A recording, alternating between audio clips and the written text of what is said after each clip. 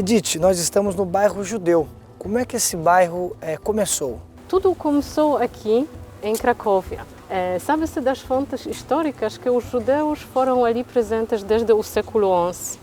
Mas em 1494, em Cracóvia, rebentou um grande incêndio e, em seguimento, os judeus foram acusados de causá-lo. Em seguimento dos incidentes que tiveram lugar entre os judeus e a população cristã, os judeus foram forçados de deixar Cracóvia e mudar para Kazimierz. Aqui foi fundado um bairro judeu.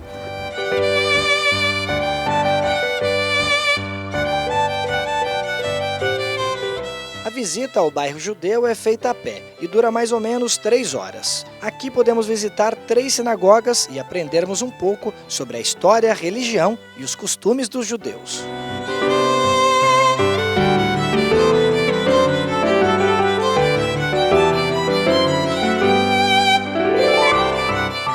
Agora, qual foi o papel dos polacos? Porque aqui era praticamente uma capital naquela época. Os polacos eram considerados pelos nazistas como uma raça inferior, mas não tão inferior como os judeus. Eram destinados para trabalhar como os escravos. Cracóvia fora eleita a capital do governo geral, pois, na opinião nazista, foi a velha cidade alemã que finalmente voltou para as mãos dos verdadeiros proprietários.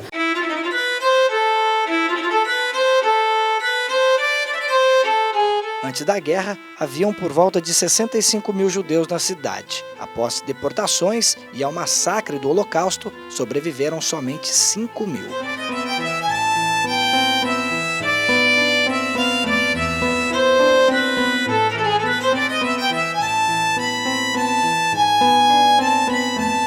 Olha, Rodrigo, podes ver este buraco aqui? Sabes o que é isto? Não sei. Isto pode ser colocado aqui. Olha, encaixa perfeitamente. Sim, é uma caixa por uma mesusa. Mesusa é um pequeno pedaço de pergaminho onde estão escritas as passagens da Bíblia hebraica. Assim se pode saber que isto era a casa dos judeus. Eu sei que aqui muito próximo tem um museu de Oskar Schindler. Sim, sim. Vamos lá conhecer? Sim, sim, certamente.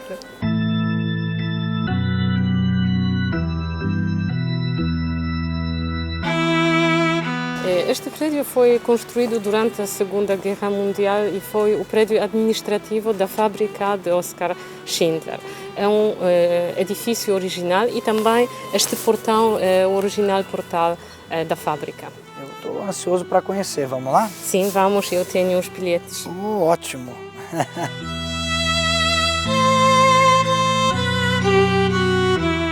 O museu não fala somente sobre Oskar Schindler. Uma exposição permanente faz uma homenagem a todos que morreram nesse terrível período. Os espaços são interativos e nos narram a história desde a vida tranquila da cidade no último dia de verão antes da guerra, a invasão dos nazistas, até a chegada da União Soviética.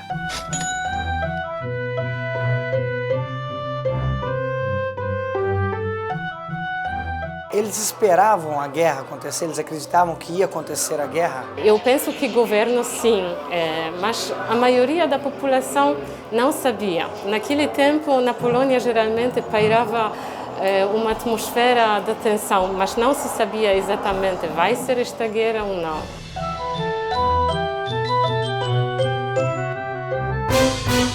Isso porque a Áustria dominou a Polônia por algum tempo e eles não acreditavam que Hitler, por ser austríaco, os atacariam. Os cracovianos, sobretudo, não se preocupavam tanto com os alemães, pois lembravam-se deste período sob domínio austriaco. Eles também fizeram a reprodução dos ambientes, como a estação ferroviária, uma barbearia e a exposição dos cartazes que eram pregados em ambientes públicos com suas regras. A Edith estava me dizendo que esses cartazes eram colados por toda a cidade com as regras, que transformava cada vez mais difícil a vida dos moradores aqui de Cracóvia. Eles encontraram-se na praça principal de Cracóvia, que parecia uma praça não polaca. Outro ponto interessante aqui no museu é esse vídeo aqui atrás da gente que mostra um pouquinho da mudança dos judeus para o gueto. Como é que aconteceu? Por que eles mudaram? Para controlar melhor aqueles judeus que foram autorizados a ficar em Cracóvia, as autoridades alemãs decidiram criar um gueto. O gueto foi criado no distrito de Podgórze, perto daqui. 3.000 de polacos que habitavam, que moravam neste sítio, tinham que deixar as suas casas e assumir as casas dos judeus. E 17.000 dos judeus tinham que assumir as casas dos polacos. Apenas 320 construções residenciais.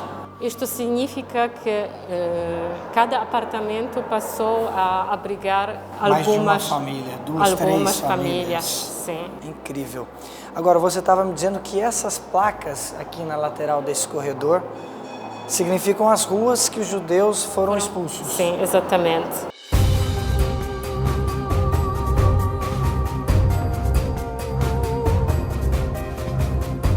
E aqui atrás da gente temos uma obra de arte com as panelas da fábrica do Oskar Schindler. Exatamente, e dentro encontram-se os nomes de todas as pessoas, de todos os judeus salvos por Oskar Schindler, que produziam estas panelas durante a Segunda Guerra Mundial. Essas panelas eram produzidas para o exército alemão. Sim, exatamente.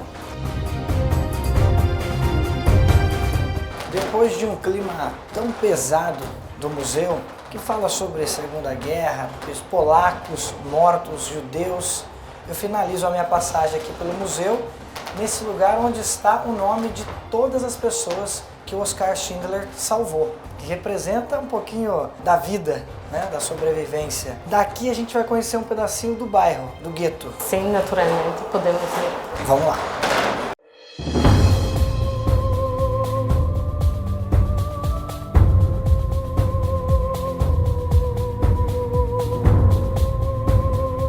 Nós começamos o nosso tour aqui pelo bairro do gueto com uma das coisas que restaram, que são os muros que cercavam os judeus dentro do bairro. Por que esse formato desse muro?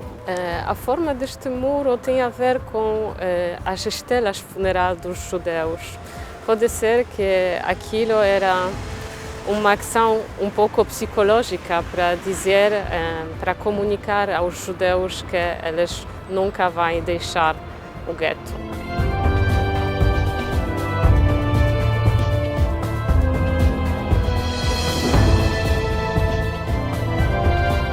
Aqui a gente vê algumas cadeiras vazias. Qual é o significado? Eles significam os lugares livres que deixaram aqui quando os habitantes do gueto foram assassinados.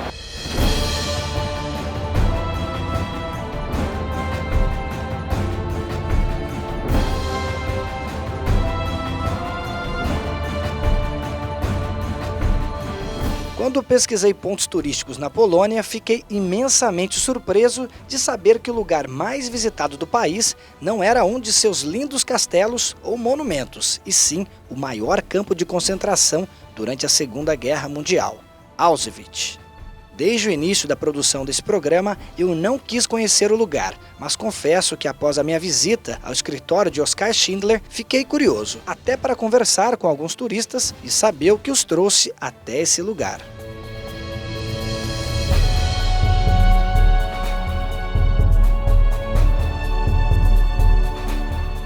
Aqui logo na entrada nós vemos a forma cruel e sarcástica que os alemães lidavam com a situação. Aqui em cima está escrito Arbeit macht frei, que significa com trabalho você será livre, iludindo todos os prisioneiros que entravam aqui.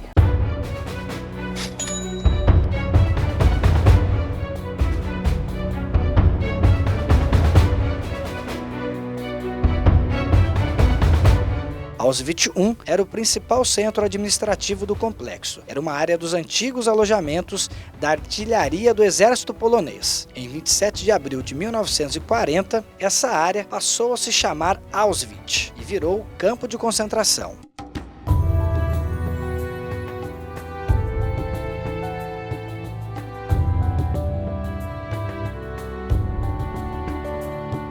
Auschwitz-Birkenau, no início, foi designada para os prisioneiros políticos. O complexo foi ampliado em 1941, em função do grande número de prisioneiros. Um ano mais tarde, a SS iniciou as câmeras de gás, virando um verdadeiro campo de extermínio.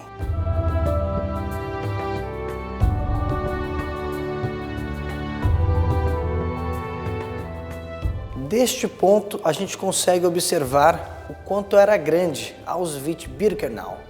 Há registros de eles manterem aqui mais de 100 mil prisioneiros. Entre o começo de 1942 e o fim de 1944, trens transportavam os judeus de toda a Europa para cá. Em torno de 1,3 milhões de pessoas morreram em toda Auschwitz, sendo 90% deles judeus. O campo foi liberado pelos soviéticos em 27 de janeiro de 1945. 8 mil prisioneiros foram liberados, a maioria em situação deplorável, devido ao martírio que enfrentaram. Em 2002, a Unesco declarou oficialmente as ruínas de Auschwitz e Birkenau como Patrimônio da Humanidade. Jennifer, que é de Natal, me falou um pouco sobre o que sentiu após a visita. Bem, eu tinha um conhecimento, uma sabedoria sobre a Segunda Guerra que a gente estuda na escola, mas foi muito emocionante estar aqui e você perceber como as pessoas eram tratadas e pelo sofrimento que eles passavam. Eu também perguntei para o Craig, que está de férias e é policial em Londres, o porquê de sua visita.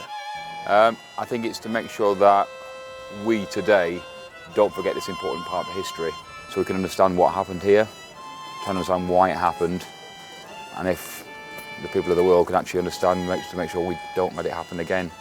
But unfortunately, things like this are probably still happening around the world today.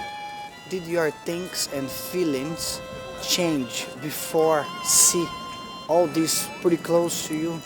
It really makes, the big thing is understanding how the Nazis could actually make this happen. Why did the Nazis make this happen? What gave them the right that they think that they could exterminate millions of people in such a short period of time? So it's a mixture of emotions of sadness and anger, but also a respect for those that have lost their lives here.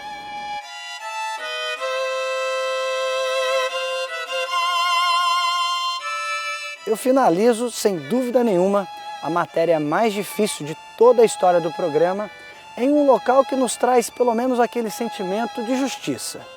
Pois aqui ao lado da câmara de gás de Auschwitz I foi enforcado Rudolf Höss, que foi um dos criadores e principal general de toda Auschwitz.